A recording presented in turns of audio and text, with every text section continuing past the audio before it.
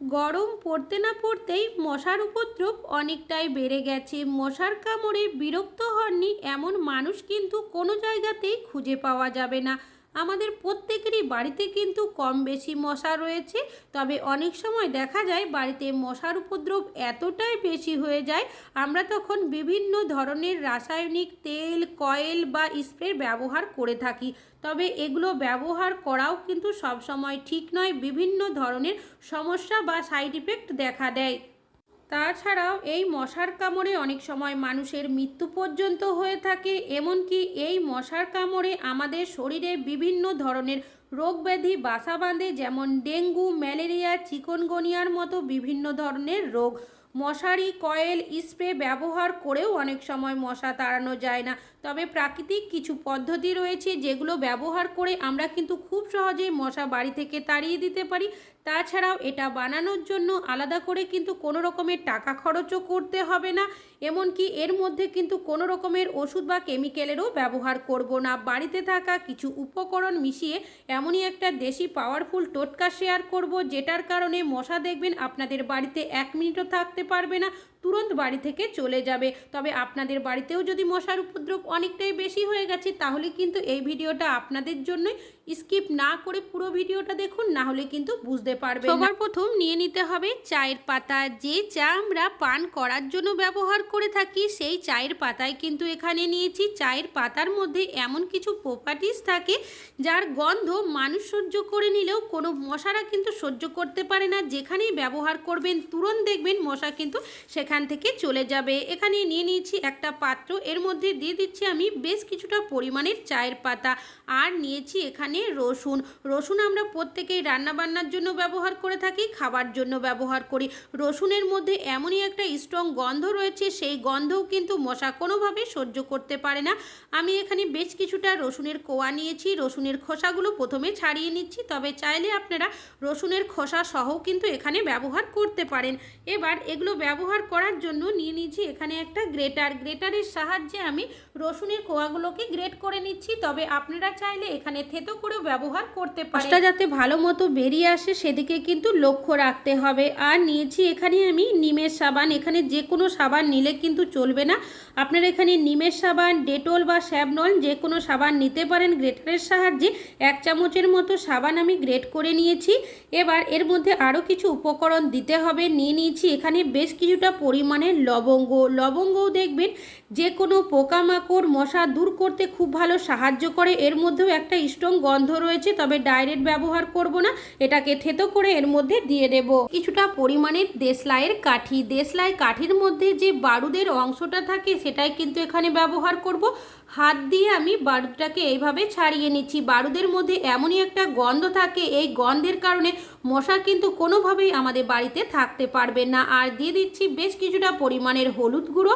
তারপর সব উপকরণগুলো খুব ভালোভাবে মিশিয়ে নেব। এটা মিশিয়ে নেওয়ার পর এমনই একটা পাওয়ারফুল টোটকা তৈরি হবে, যার কারণে মশা দেখবেন আপনাদের বাড়িতে 5 বছরও থাকবে না।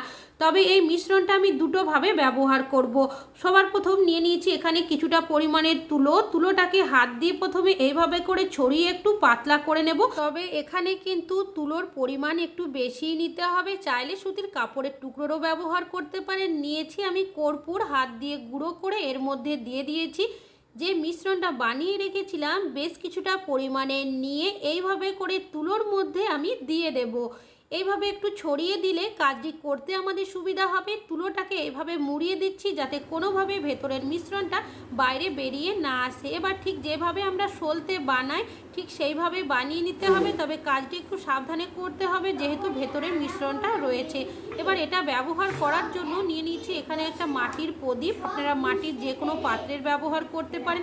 এবার সলতেটাকে এইভাবে করে দিয়ে দিয়েছি। এর মধ্যে দিয়ে দেব আমি বেশ কিছুটা পরিমাণের সর্ষের তেল। তাহলে এখানে কিন্তু নিমের তেলেরও ব্যবহার করতে পারেন। যে তেলটা আমি এর মধ্যে দিয়েছি তার মধ্যে সলতেটাকে ভালো করে ডিপ করে দেব। এবার তেলের সাথে যাতে মিশ্রণগুলো খুব ভালোভাবে মিশে যায়, যার কারণে 5 মিনিটের জন্য এটাকে সাইডে সরিয়ে রাখছি, পরে ব্যবহার করছি। এটা অন্যদিকে নিয়ে নিচ্ছি এখানে একটা পাত্র। এবার যে মিশ্রণটা বানিয়ে রেখেছিলাম সেটা এর মধ্যে দিয়ে দিচ্ছি। তবে চাইলে আপনারা কিন্তু এইভাবে মিশ্রণ বানিয়ে এক সপ্তাহ স্টোরও করতে পারেন। এখানে আমি একটা ন্যাপথলিন গুঁড়ো করে নিয়েছি, সেটাকেও এর মধ্যে দিয়ে দিয়েছি। তারপর সব উপকরণগুলো খুব ভালো মতো আমি মিশিয়ে নেব। মিশিয়ে নেওয়া হয়ে গেলে এর মধ্যে দিয়ে দেব বেশ কিছুটা পরিমাণের গরম জল। এখানে কিন্তু গরম জলেরই ব্যবহার করতে হবে। তবে চাইলে আপনারা এখানে জলটা দিয়ে গ্যাসের মধ্যে কিছুক্ষণ ফুটিয়েও নিতে পারেন। আবারও আমি সব উপকরণগুলো খুব ভালোভাবে এইভাবে নাড়িয়ে একটু মিশিয়ে নেব, যাতে করে জলের সাথে একটু ভালো মতো মিশে যায় আর জলটাও একটু ঠান্ডা হয়ে যায়, যার কারণে এই পাত্রটাকে আমি কিছুক্ষণের জন্য সাইডে সরিয়ে রাখছি। যে প্রদীপটা রেডি করে রেখেছিলাম সেটা নিয়েছি, প্রদীপটাকে জ্বালিয়ে নিচ্ছি। এবার এটা আপনারা কোথায় কী কাজে বা কিভাবে ব্যবহার করবেন। সবার প্রথম আমরা গ্যাস ওভেনের মধ্যে কিন্তু প্রত্যেকেই কোনো না কোনো কিছু রান্নাবান্না করে থাকি। আর যখন আমরা সন্ধ্যাবেলা বা রাত্রেবেলা কিচেনে কোনো কাজ করি বা রান্না করি, সেক্ষেত্রে মশা দেখবেন আমাদের কামড়াতেই থাকে। কিচেনের মধ্যে প্রদীপটাকে কিছুক্ষণের জন্য অবশ্যই আপনারা ঘুরিয়ে নেবেন। এর যে একটা স্ট্রং গন্ধ বেরোতে শুরু করে, এর গন্ধের কারণ দেখবেন মশারা ঘোরের মতো হয়ে যাবে, মেঝেতে কিন্তু সব মশা পড়ে যাবে। আর যদি আপনারা জানালা দরজা খোলা রাখেন, সেক্ষেত্রে দেখবেন এর গন্ধের কারণে মশারা কিন্তু তুরন্ত বাড়ি থেকে চলে যাবে। তাছাড়াও আমরা যখন ডাইনিং টেবিলের মধ্যে কোনো কিছু বসে খাওয়া দাওয়া করি, দেখবেন পায়ের মধ্যে কামড়াতে থাকে। তাছাড়াও বাচ্চারা যখন স্টাডি টেবিলের মধ্যে পড়াশুনো করে, তাদেরকেও কিন্তু কামড়াতে থাকে। তো আপনারা যদি এইভাবে করে ডাইনিং টেবিলের পাশে ঘুরিয়ে নেন বা বাচ্চারা যেখানে পড়াশুনো করবে তার আশেপাশে ঘুরিয়ে নেন, তাহলে দেখবেন সেখান থেকে কিন্তু মশারা চলে যাবে। চাইলে আপনারা ডাইনিং টেবিলে সাইড করে কিছুক্ষণের জন্য রেখেও দিতে পারেন প্রদীপটাকে।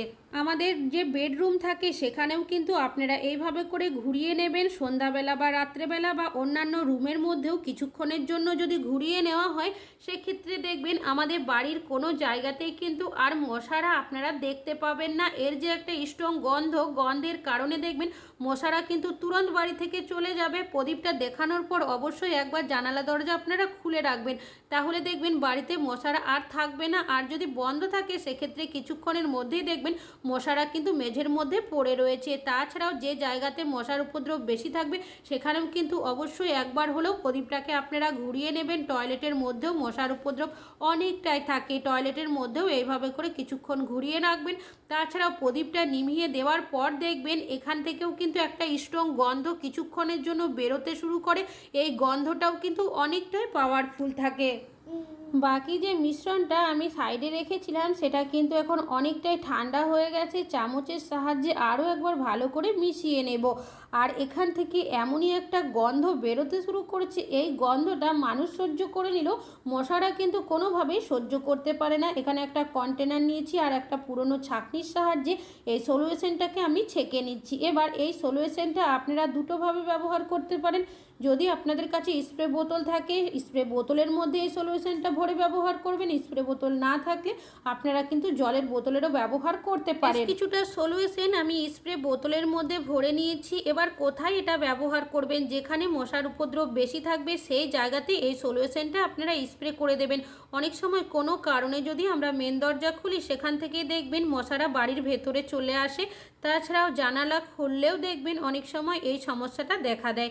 অবশ্যই আপনারা বিকেলের সময় জানালা দরজা সব বন্ধ রাখার চেষ্টা করবেন, সেক্ষেত্রে মশারা দেখবেন বাড়ির বাইরে থেকে ভেতরে আসবে না।